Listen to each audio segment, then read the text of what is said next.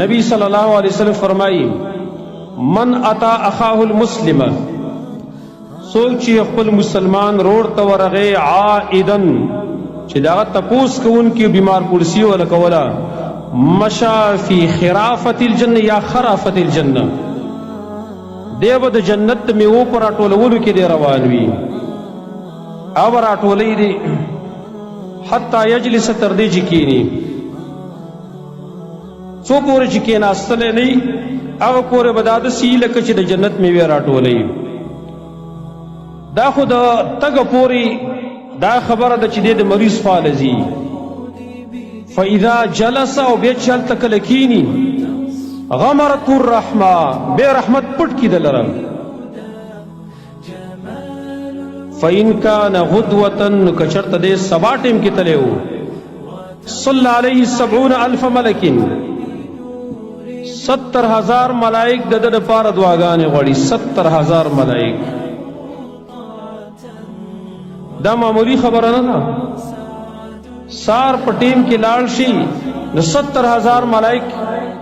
دا ولا بخنه غواړي دا ولا دعاګانې غواړي حتی یوسیه ته دې شي بیګای کی و ان کار مسانو کچر ترې د بیګا پټیم کې روانو صلی علیه 70,000 ملائکین بیا په د باندې با او 1000 ملائک دا ور استغفار غواړي 1000 ملائک حتی یصبح تر دې چې سبا کې دي د سبا پوری در پار بیا 70,000 ملائک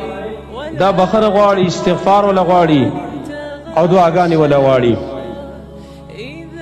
یعنی دا 1000 ملائکو د هغې دعاګانې دا تا ته صرف د بیمار پورسۍ په وجه باندې میلاوي که سبا په ټیم کې لاړې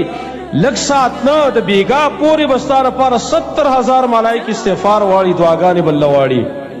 او که بیګا په ټیم کې نو څو پورې سبا کړی نه هغه پورې به تا لپاره ملائک استغفار غواړي 70,000 ملائک دا څومره عظیم ثواب دی چې پریدي څوک دای څومره نقصان دی د بیمار تپوس کول دا ضروری خبره ده یو روایت کې راغلی نبی صلی الله علیه وسلم فرمایي په ورځ د قیامت په الله رب العالمین یو بنده ته وایي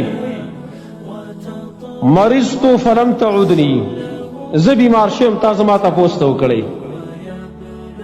وی دا بنده به ورته وایي چې یا الله ته خو رب العالمین یې